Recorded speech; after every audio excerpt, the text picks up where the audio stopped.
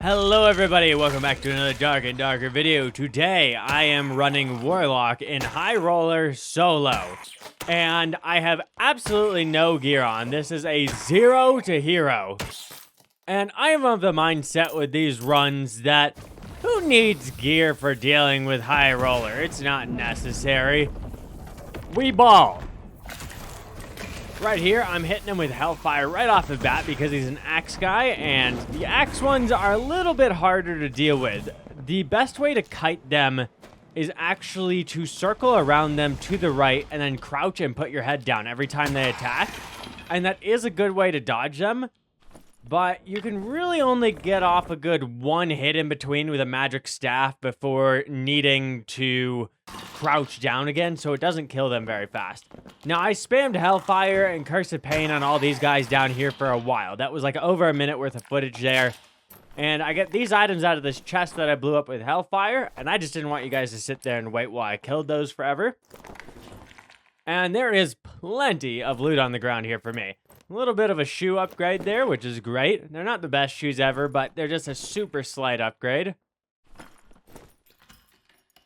And we got a lion's head chest here that is open, which is great.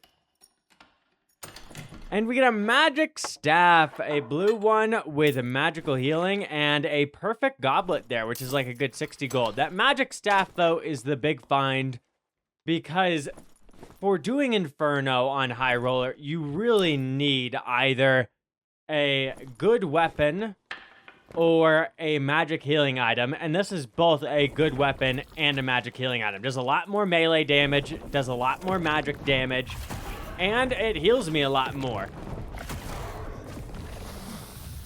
Now, you don't necessarily want your magic healing item to be a weapon, but it's not a bad role for a weapon to have still, because the reason why you don't want it to be a weapon or a held item is because that stat only activates while it's held out then. And that's just not very helpful at all. But over nothing, it's a huge, huge improvement over nothing. A absolutely phenomenal improvement. And of course, we would always rather it be a spellbook, but I actually think people give the staff a bit too bad of a rap. The staff is not like 1,000 times worse than the spellbook or something.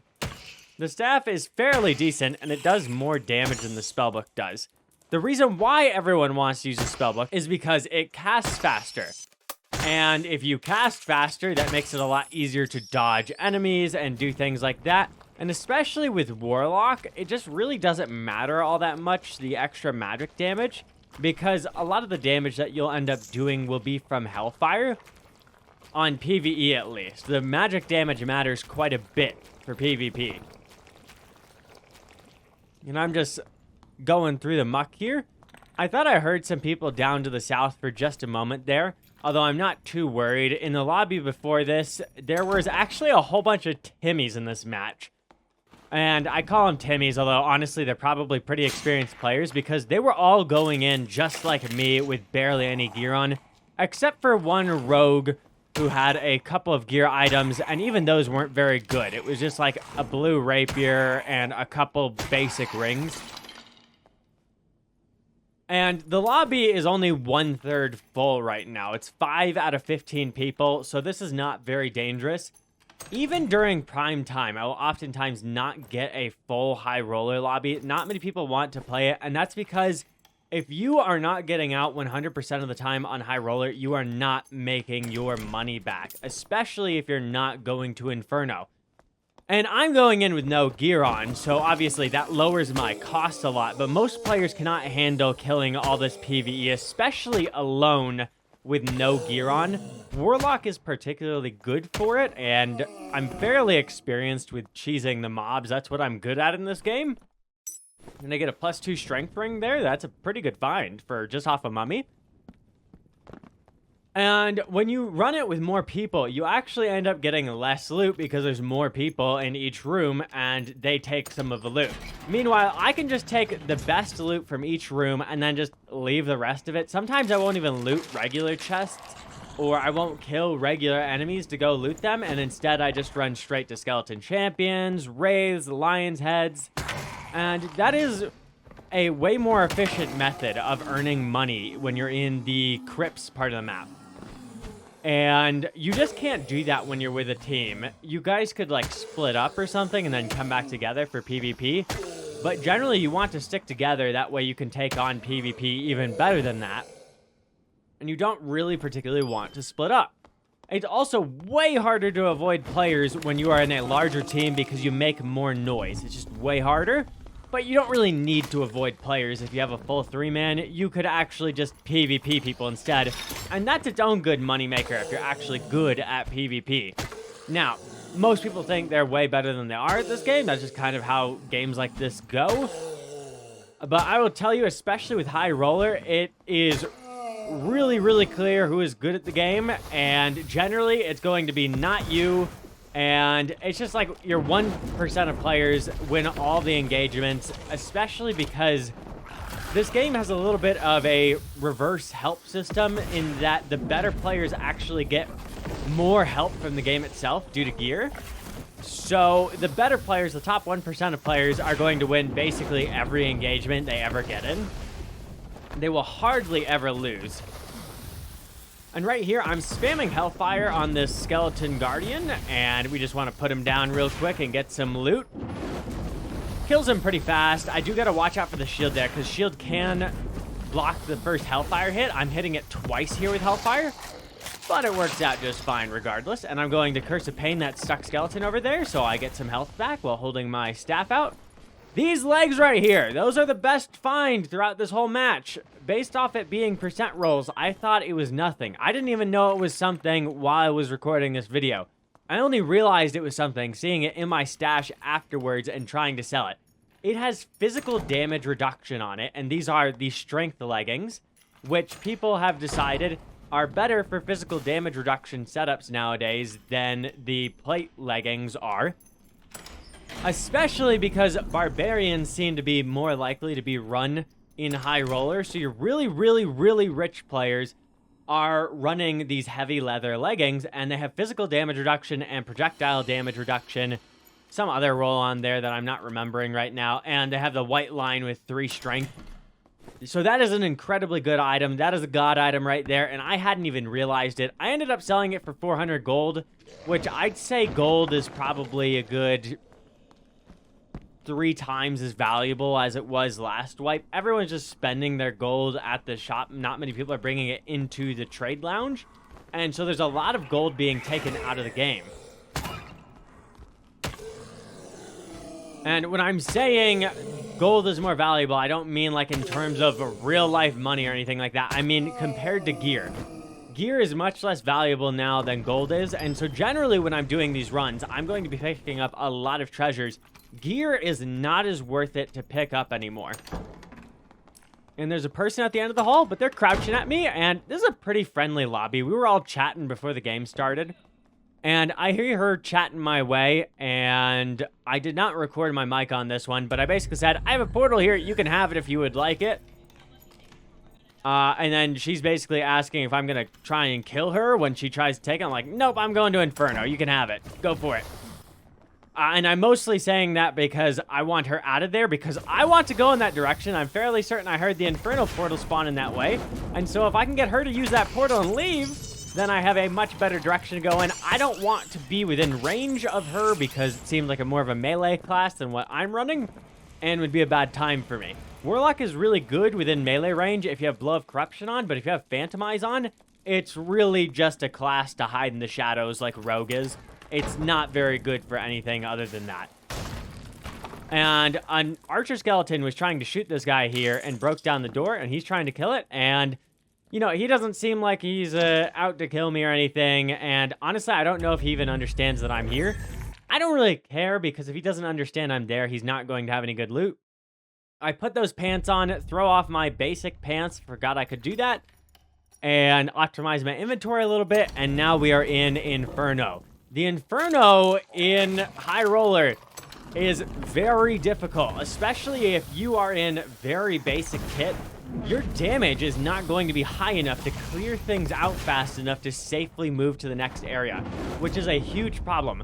Luckily, I found this blue magic staff, which is my savior here.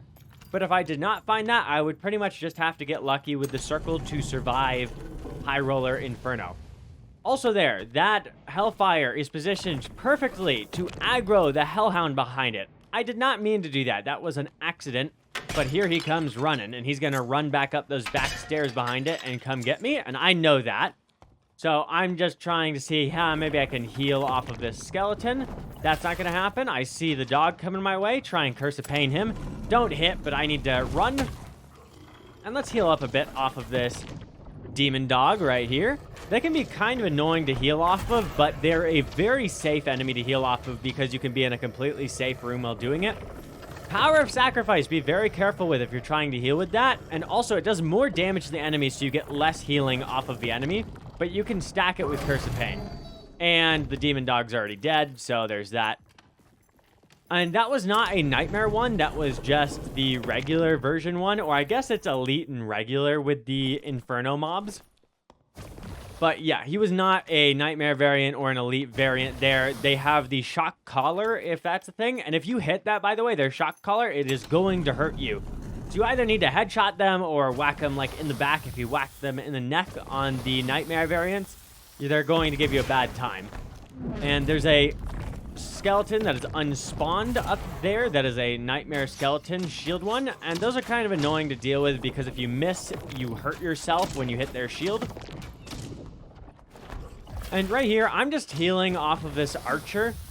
I'm not particularly worried about him. The archers are actually one of the easiest things for Warlock to deal with. If you're here on any other character, those skeleton archers are a nightmare to deal with. And they're supposed to be nightmares to deal with, but Warlock has a pretty easy time with PvE. And another recommendation for you guys. Break all the barrels when you are in Highroller Inferno. They drop blues pretty much guaranteed, and you can just break 1,000 of them until you have some good roll blues in your inventory, and then you are earning some money. I'm Curse of Paining this guy and locking him in this room behind me. The Nightmare variant zombies have way too much health. I don't want to deal with them right now. And their poison clouds are actually deadly. They're not just a nuisance anymore. They are very deadly. They move very quickly, and they spam them.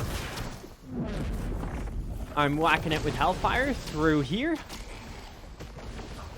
And keep in mind, you don't want to recast Hellfire too quick, because if you do, it deletes the one before it 1 second after you cast the new one, apparently. And when you do that, that means sometimes you don't get that second hit off. So be careful about it when you're doing that, but it's all just timing. And this is the annoyance with Nightmare ones, is they have a double shot and a triple shot and a single shot. So you want to attack them after the triple shot because that has the longest wait time afterwards. You technically can do it on any of them there with casting a Hellfire. It's not a big deal. Okay, and we have this Guardian here. And this room seems like it's specifically set up to be the easiest room ever to cheese this Guardian in, but you gotta make certain that there aren't other enemies on you. Also, has anyone else noticed that the elite skeleton guards are not spawning? I haven't seen them. I don't know if they ever actually implemented them. I've seen the tab on the wiki for what loot they're supposed to have. But these guys are way easier for Highroller than they're supposed to be. They should have way more health, do way more damage, and it should just be an elite version, but it doesn't exist. And I'm just bopping it in the head here. I think bopping it in the head technically does more damage than Hellfire here, but mostly the reason I'm doing this is because I want my health to be full afterwards. I don't want to be 10 health down or whatever after killing it. I get a Blues Wayhander. Gonna drop this lantern and pick up that Blues Wayhander. It'll be just like a backup weapon for me. Blues Wayhanders do not sell. I would not recommend you pick them up. Even with good rolls, they will not sell for anything more than 50 gold. Even a perfect roll purple Zwayhander will go for no more than 100 gold. People do not like Zwayhanders.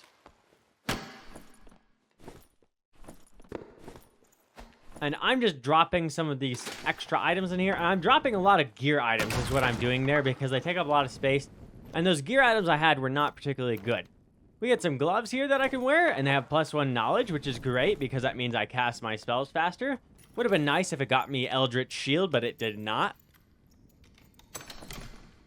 Okay, +1 additional move speed, +1 additional damage. Gonna break the barrels furthest out into the zone that I can right now.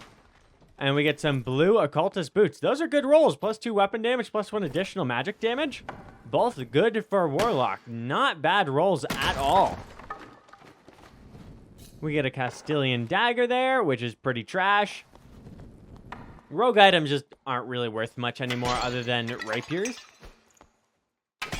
Because rogue, the reason why people play rogue now is to go ahead and do runs like this one, but they're way stealthier than I am, and they can get away with way more stuff.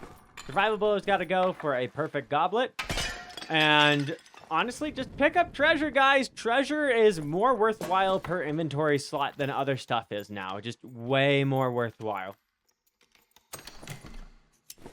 +1 will, +2 physical power dagger. Potion of Invis and Pearl Necklace. Invis pot is great to find on these runs because it allows you to pass by the boss room easily. There's a nightmare skeleton on the floor there, and going that direction just doesn't seem like it's a good idea for me. So I am going to go up. I do not know the upper levels of this map very well because if you are playing regular Inferno, you do not have to play this carefully. You can play pretty rambunctiously in regular Inferno and get away with it, but in Highroller Inferno, one mistake will kill you. And I've got way more failed runs footage than I have successful runs footage. Usually due to players, not due to PvE, but yeah, it is just, you gotta play perfectly if you want to get out of these runs. These are very difficult runs, especially with no gear on.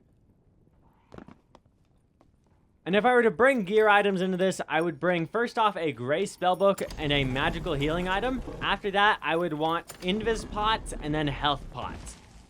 Past that, I wouldn't bring any more than that because at that point I'd be doing a kitted run. And if I'm doing a kitted run in Highroller, I'm running with teammates. I'm not doing this crap. I don't know why I closed that door behind me. That was a bad idea. I was hearing the other player there in the room to my side. And so I kind of thought to close the door behind me. It's just instinct for me. Not a good idea. These nightmare skeletons catch up too fast, and you need somewhere to escape to. And you could see I got hit there. Luckily, the axe one was in front, not the Zweihander one. The Zweihander one could have done way more damage to me way faster. And I'm just going to heal up off these guys. No big deal. And now let's just go ahead and kill them.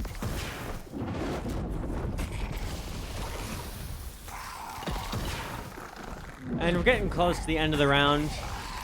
Now, once again, as I said earlier, I made friendly with the people before the round started. And that's why before the round starts matters, guys. And this guy here is crouching. I'm talking to him and saying, "Hello, sir." He's not talking back, but I'm just being friendly. And he's crouching towards me, so he's being friendly. He just doesn't have a mic. He's dropping me some occultist boots, and I am going to drop him some knives that he can have. Some daggers if he would like them. I am taking these boots. I would definitely like some purple occultist boots, even if they have bad rolls. I would definitely love that. And yeah, he just dropped those to me. He's being real friendly for us being in the Inferno, and he dips out. And another portal spawns right there, and we are free to go. And honestly, I have way more fun with this game when there's a friendly interaction than when it's always dangerous interactions. You do not always have to choose violence in this game. This game has a very large social skill check. And yeah, I get out. And I did record selling this stuff this time. Let's see how much I get out of it. And I'm not selling the items that are crafting materials to the collector here. I'm going to trade those away later. I do end up selling the maggots, which I shouldn't have there because I was keeping the collectible items. And I get like 300 gold just off of treasures. Great, I went in for 100 gold. I have made some money. Off of this run, I made about 1,000 or 1,100 gold. So if you guys liked this video, make certain to subscribe for more. And if you guys would like to see me do other runs like this, let me know what you would like to see.